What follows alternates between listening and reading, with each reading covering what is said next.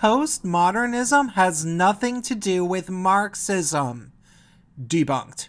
Hey, it's Prince of Queens, and if you're well clued into the current historical and philosophical debate within the culture war sphere, you've undoubtedly heard some smug leftists try to claim that conflating postmodernism to Marxism in any way, shape, or form is a completely incorrect mental action, because, supposedly, these things are completely different. Because reasons. I'm not sure exactly why each of these people came to believe that postmodernism has nothing to do with Marxism, but I can't help but wonder whether or not it might have something to do with them simply actually not knowing what postmodernism even is, and how it's generally used as a mechanism for delegitimizing logic, reason, and even hard science in favor of favoring the oppressed. Or maybe they just heard it from the most chronically dishonest, seemingly corporate-sponsored YouTuber on the platform, and they like to believe that everything this person says must be true because this person uses a bunch of $2 words that the viewers probably don't understand, and there's a lot of propaganda techniques designed to confuse viewers, such as unnecessary music, costumes, lighting, and erratic editing that splices in vaguely funny but completely irrelevant jokes. Anyone with any experience in leftist circles knows that Marxists and identity politics activists are constantly at each other's throats, because the Marxists accuse the activists of being bourgeois dogs who want more female CEOs of color and more disabled transgender drone pilots, while the activists accuse the Marxists of being a boys' club of brocialists, no more woke on gender and race issues than the average Jordan Peterson fan. Gee, self-contradicta-points, you just completely annihilated the concept of postmodern neo-Marxists entirely by pointing out that leftists are constantly fighting with each other. Mind blown. Literally nobody has ever made that observation. I totally didn't make a video over 2 years ago about what I call starving piranha syndrome, which is about this very obvious reality.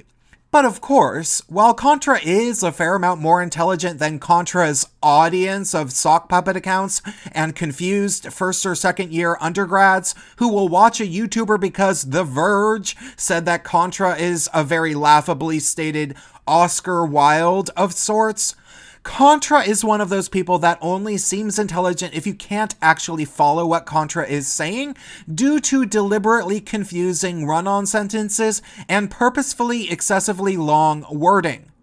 No, ContraPoints is not very smart at all, so it's hard to know whether or not Contra legitimately couldn't use their head to have the simple realization that about 98.5% of all leftists are postmodern neo-Marxists, including ContraPoints, and that the only reason the more identity politics obsessed leftists mainly focus on attacking people for being white, male, or cis is because they know nothing about economics and can't even pretend to speak about them, and the only reason the more hardline Marxists attack the identity politic obsessed people is because, being that they aren't complete morons who've never read a single book about communism, they realize that the only way to instigate a successful revolution is by uniting people, rather than dividing them with identity politic infighting. But, of course, it will always be literally impossible to find any significant grouping of hardline Marxists who doesn't also care a bunch about identity politics, usually with the typical postmodern garble, which is why the explicitly communist red and black foot soldiers are the literal same people as Black Lives Matter, and why, of course, they also believe that gender is a social construct because biological sex doesn't actually exist because patriarchy and white men said it does, or something. You're just going along with what everyone else is saying, so go do some research, come back with some quotes, okay? You don't know. Hey, this dude just, this dude just spit on my face. Tranny. I'm a tranny. No, go ahead. Hey, touch a woman. This tranny just spit on my face. Touch a woman. He just spit on my face.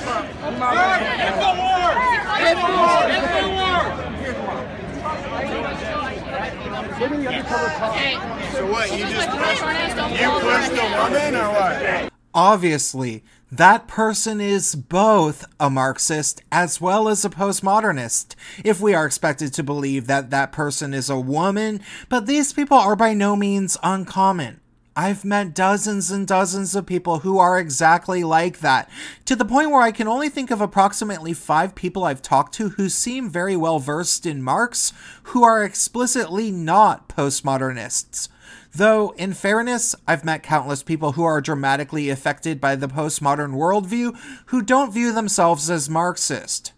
Regardless, simply observing these people in the wild is not necessarily enough to entirely debunk the argument that postmodernism and Marxism are entirely different and never intersect at all in any way.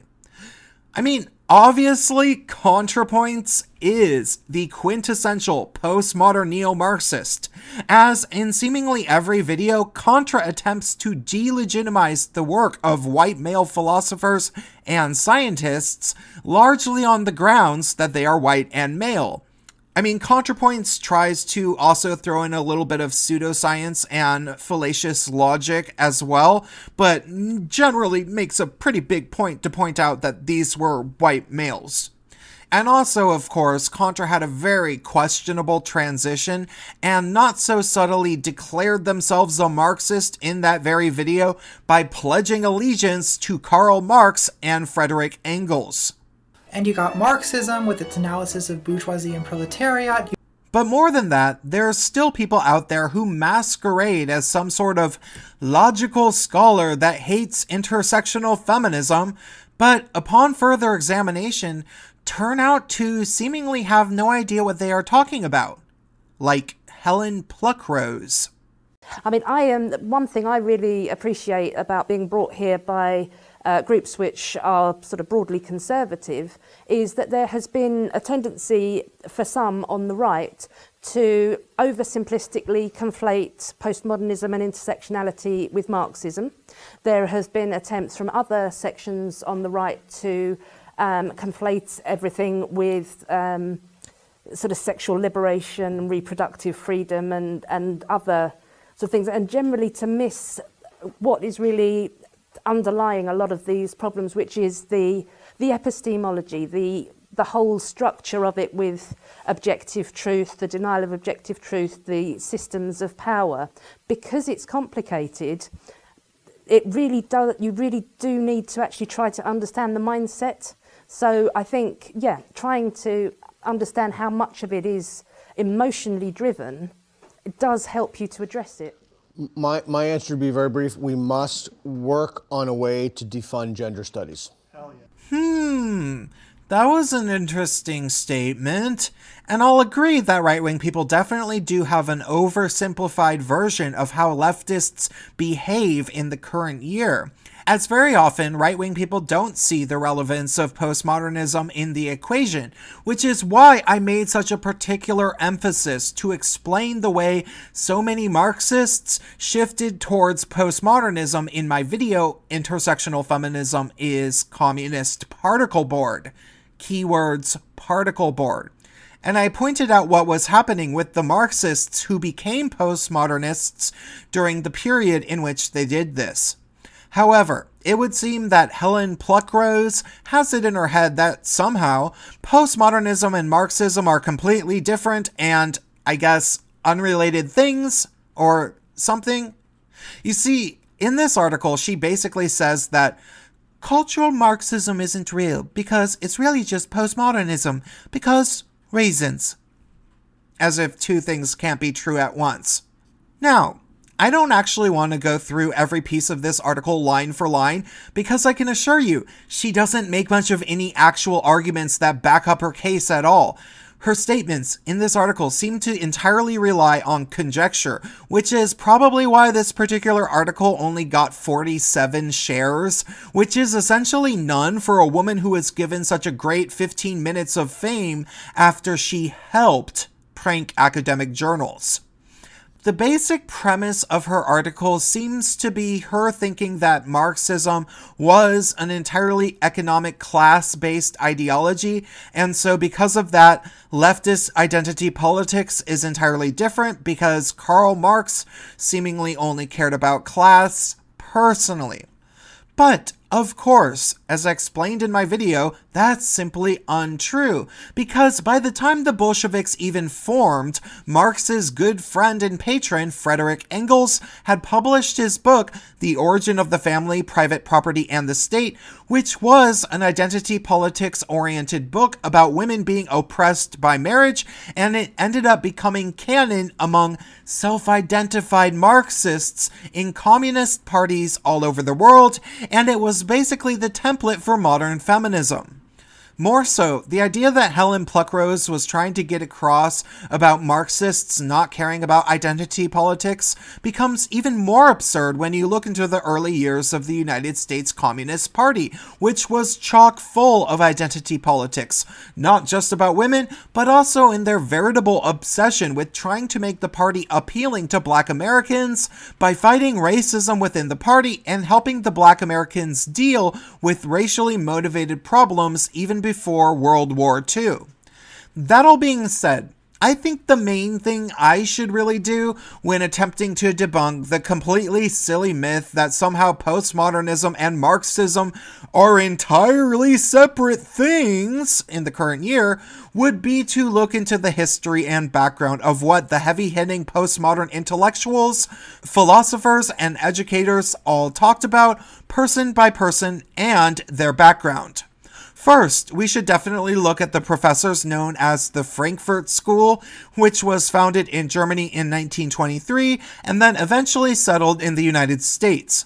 Their main contribution to postmodernism was critical theory, which is a subject that is still taught in universities to this day, based around challenging and, seemingly hopefully debunking, the dominant cultural narrative, like, say, that capitalism is good, for example. And these guys were essentially all full-blown Marxists, and there were a number of them.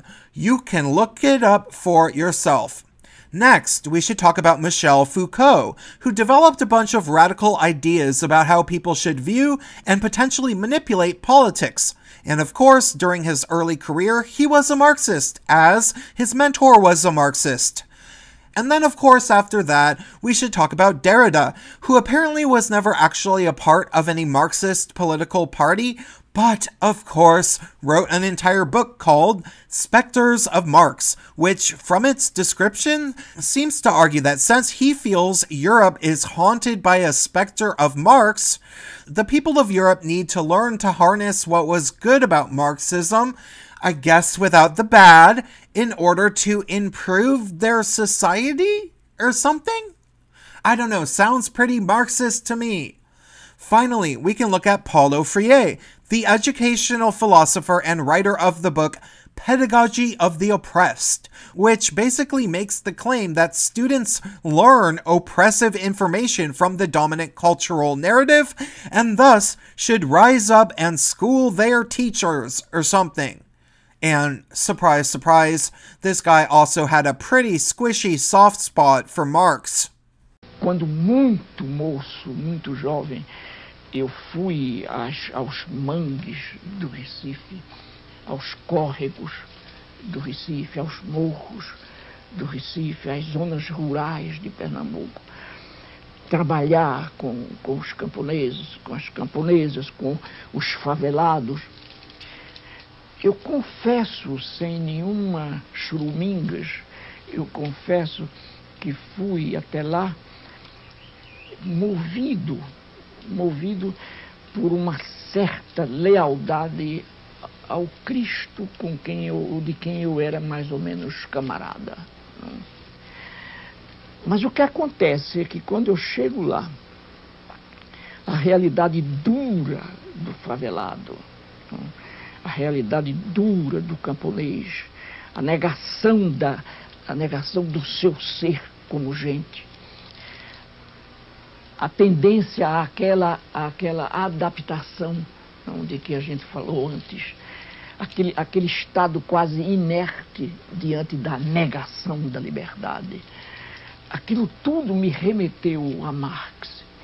Eu sempre digo, não foram os camponeses que disseram a mim: Paulo, tu já leste Marx? Não, de jeito nenhum, eles não liam nem jornal. Foi a realidade deles que me remeteu a Marx. E eu fui a Marx. E aí é que os jornalistas europeus, em 70, não entenderam a minha afirmação. É que quanto mais eu li Marx, e tanto mais eu encontrei uma certa fundamentação objetiva para continuar camarada de Cristo. Então, as leituras que eu fiz de Marx, de alongamentos de Marx, não me sugeriram jamais que eu deixasse de encontrar Cristo na esquina das próprias favelas.